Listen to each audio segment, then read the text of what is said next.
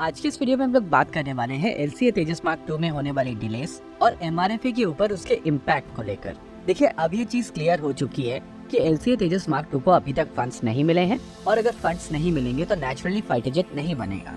देखिए, अभी तक भारत के फ्यूचर इंजन्स को लेकर किसी भी तरीके का डिसीजन नहीं लिया गया है। हालांकि अलग अलग जगहों पर बहुत सारी कॉन्वर्सेशन जरूर चल रही हैं, लेकिन कहीं पर भी कोई फ्रूटफुल रिजल्ट्स नहीं आए हैं। ऐसे में LCA तेजस मार्क 2 जो बेसिकली भारत के फ्यूचर प्रोजेक्ट्स के लिए स्टेपिंग स्टोन होगा, वहाँ पर भारत सरकार किसी भी इंजन को कमिट नहीं करना चाहती है और इसी वजह से इस प्रोग्राम को होल्ड किया गया है। देखिए, ये चीज आप सभी को पता है कि कोई भी देश अपनी इंजन टेक्नोलॉजी भारत के साथ में शेयर तब तक नहीं करेगा जब तक उनको वहाँ पर कोई बहुत बड़ा फायदा नहीं है। अगर भारत की ऑफरिंग की बात की जाए तो भारत का ऑर्डर बहुत बड़ा जरूर है, लेकिन वर्ल्ड के तीनों इंजन मेकर्स को ये चीज पता है कि भारत के पास में ऑप्शंस बहुत ज्यादा नहीं है। पिछले लगभग 12 साल से आप कावेरी के फंड्स बंद करके बैठे हैं, उसका कुछ इम्पैक्ट तो आपकी स्ट्रेटेजिक ऑटोनॉमी के ऊपर पड़ेगा ही। इसके अलावा पिछले कुछ महीनों से भारत और यूएस की जो रिलेशनशिप में चेंज आया है, उसको समझना भी जरूरी है।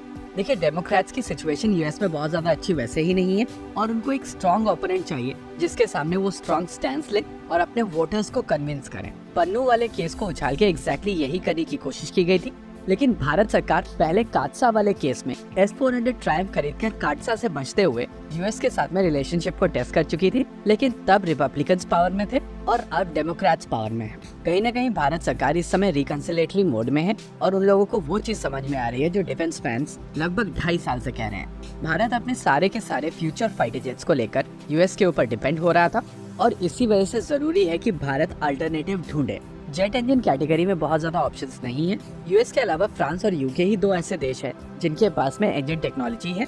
कई लोग यहाँ पर कहेंगे कि रशिया के पास में भी जेट इंजन टेक्नोलॉजी है, लेकिन उनको समझना पड़ेगा कि रशियन जेट इंजन टेक्नोलॉजी पुरानी टेक्नोलॉजी है और यहाँ पर जिन इंजन की बात हो रही है वो एफिशिएंट जेट इंजन की बात हो रही है। ऐसे में बचे हुए दो ऑप्शंस बचते हैं, यूके और फ्रांस। और क्योंकि यहाँ पर LCA तेजस मार्क 2 डिले होने वाला है तो नेचुरली MRFA किया जाएगा।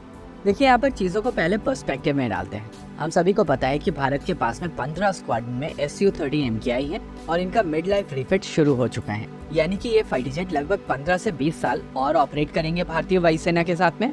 फिर बारी आती है LCA तेजस मार्क 1 की, जिसकी 2 स्क्वाड्रन इस समय भारतीय वायुसेना के पास में है।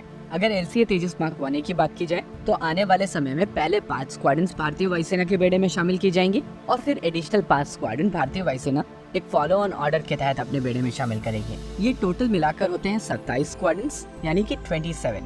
और अगर रफाल की 2 और स्क्वाड्रन्स मिला ली जाए तो नंबर जाता है 29, यानी कि भारतीय वायुसेना को यहाँ पर 13 और स्क्वाड्रन्स यानी कि 13 स्क्वाड्रन्स की और आवश्यकता होने वाली है और इसी वजह से यहाँ पर MRFA बहुत ज्यादा क्रूशियल हो जाता है। इसके अलावा भारत सरकार की तरफ से कोशिश की जा रही है कि प्राइवेट सेक्टर कंपनीज इन्वॉल्व हों और उनकी तरफ से पहले भी ये प्री कंडीशन रखी गई थी कि अगर प्राइवेट सेक्टर कंपनीज को यहाँ पर इन्वॉल्व करना है तो उनको MRFA वाला ऑर्डर देना पड़ेगा और MRFA के दौरान वो लोग फॉरेन OEM के साथ में कोलैबोरेट करके कुछ टेक्नोलॉजी एब्जॉर्ब करेंगे और फिर आमका प्रोजेक्ट में पार्टिसिपेट करेंगे। देखिए, अब LCA तेजस मार्क 2 प्रोग्राम ऑलरेडी डिले हो चुका है और जिस तरीके की कंडीशन भारत सरकार की तरफ से रखी गई है उसको ध्यान में रखते हुए कहा जा सकता है कि ये प्रोजेक्ट और डिले होगा और जब तक भारत का खुद का इंजन प्रोग्राम डेवलप नहीं हो जाता है या भारत सरकार अपनी पॉलिसी चेंज नहीं कर देती है तब तक LCA तेजस मार्क 2 प्रोग्राम आगे नहीं बढ़ेगा और नेचुरली MRFA यहाँ पर बहुत ज्यादा क्रूशियल हो जाएगा। ऐसे में भारत सरकार के पास में यहाँ पर एक अपॉर्चुनिटी बनती है कि प्राइवेट सेक्टर कंपनीज को फॉरेन OEM के साथ में मिलकर भारत में रफाल बनाने का मौका देना चाहिए, क्योंकि जिस तरीके के ऑर्डर्स फ्रांस को मिले हुए हैं ऐसे में भारत एक्सपोर्ट ऑर्डर को भी टैप कर सकता है।